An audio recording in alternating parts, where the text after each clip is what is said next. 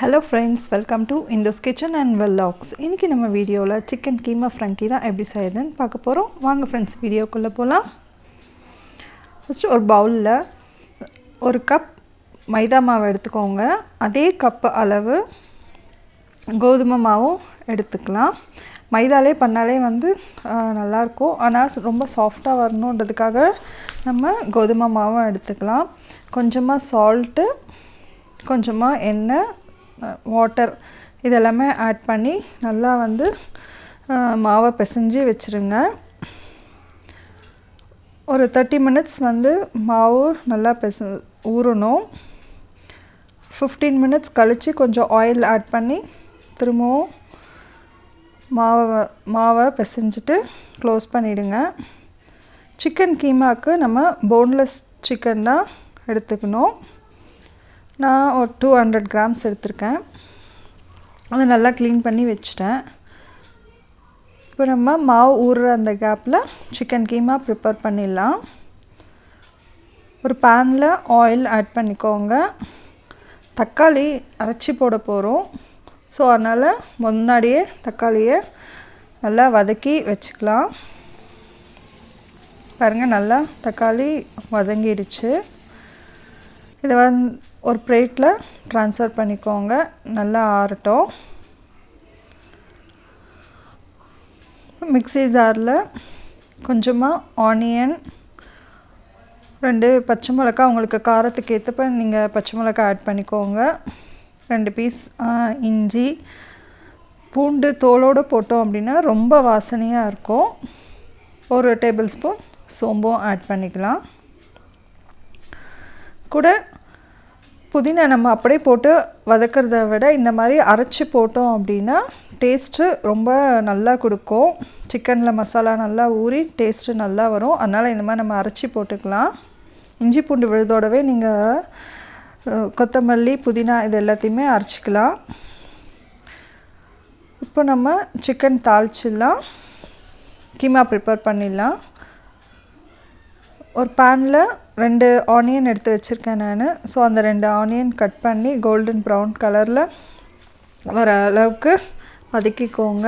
கொஞ்சமாக salt add பண்ணிக்கலாம். அப்புறம் நம்ம ஜிஞ்சர் கார்லிக் பேஸ்ட் அரைச்சோம் இல்லைங்களா, ஸோ அந்த பேஸ்ட்டையும் போட்டு நல்லா பச்சை வாசனை போகிற அளவுக்கு வதக்கிக்கோங்க. அதே ஜாரில் சிக்கனையும் நம்ம பிளெண்ட் பண்ணிக்கலாம். ஏன்னா கீமா அப்படின்றதுனால நம்ம நைஸ்லி பிளெண்ட் பண்ணிக்கோங்க. நல்லா ஃபைன் பேஸ்ட்டாகவே இருக்கட்டும். அப்போ தான் வேக வைக்கும் போது நல்லா திரிஞ்சு சூப்பர்பாக சின்ன சின்ன பீசஸாக வந்து கிடைக்கும். அதனால் எந்த அளவுக்கு நல்லா அரைக்க முடியுமோ அந்த அளவுக்கு அரைச்சிட்டு நல்லா போட்டுக்கோங்க. அதுக்கப்புறம் 2 டேபிள்ஸ்பூன் கரம் மசாலா ஆட் பண்ணிக்கலாம். அதுக்கப்புறம் கொஞ்சமாக சில்லி பவுடரும் நீங்கள் ஆட் பண்ணிக்கோங்க. ஆல்ரெடி நம்ம பச்சை மிளகாய் சேர்த்துருக்கோம். ஸோ அதனால் நீங்கள் காரத்துக்கு ஏற்ப கொஞ்சமாக சில்லி பவுடரும் வந்து ஆட் பண்ணிக்கோங்க. பாருங்கள், நான் முன்னாடியே சொன்ன மாதிரி இந்த சிக்கன்லாம் குட்டி குட்டி பீசஸாக வந்து திரிஞ்சு பால் எப்படி திரிஞ்சு வரும் அந்த மாதிரி வர ஆரம்பிச்சிருச்சு. நல்லா சிக்கனை வந்து மசாலாவோடு சேர்த்து வதக்கிட்டு அதுக்கப்புறமா நம்ம வாட்டர் ஆட் பண்ணலாம். வாட்டர் ஆட் பண்ணிவிட்டு கொஞ்சம் நேரம் வேகட்டும். சிக்கன் சீக்கிரமாகவே வந்து நம்ம பிளெண்ட் பண்ணியிருக்கிறதுனால சீக்கிரமாகவே வந்து வெந்துடும். அதுக்கப்புறம் வதக்கி வச்சுருந்த தக்காளி எடுத்து அதையும் அரைச்சிடலாம். ஏன்னா இந்த பேஸ்ட்டை அரைச்சி நம்ம சிக்கனோட ஆட் பண்ண போகிறோம். இப்போ சிக்கன் நல்லாவே வந்து வெந்துருச்சு. அந்த சிக்கனில் இருக்க தண்ணியெல்லாம் வெளியே வந்துருச்சு பாருங்கள். நல்லாவே வந்திருக்கு. அதனால் அந்த தக்காளியோட பேஸ்ட்டும் ஃபைன் பேஸ்ட்டாக அரைச்சி நம்ம அதில் ஆட் பண்ணிடலாம். ஆட் பண்ணிவிட்டு அந்த தக்காளியோட புளிப்பு டேஸ்ட் இதெல்லாம் சிக்கனோட நல்லா ஊறுற அளவுக்கு கொஞ்ச நேரம் கொதிக்க விடுங்க. உங்களுக்கு செமி கிரேவியாக வேணும் அப்படின்னா நீங்கள் இந்த ஸ்டேஜில் கூட ஆஃப் பண்ணிடலாம். இல்லைன்னா இன்னும் கொஞ்சம் ட்ரையாக வேணும்னா இன்னும் கொஞ்சம் நேரம் கூட கொதிக்க வைங்க. இப்போ இது சிம்மில் வச்சு நம்ம கொதிக்க வைக்கலாம். அதுக்குள்ளார மாவு பாருங்கள், டஃப் நல்லாவே வந்து சாஃப்டாகவே வந்துருச்சு பாருங்கள். இந்த மாதிரி நம்ம ப்ரெஸ் பண்ணி பார்த்தோன்னா நல்லா சாஃப்டாக இருக்கும். இப்போ சிக்கன் ரெடி ஆகிடுச்சு.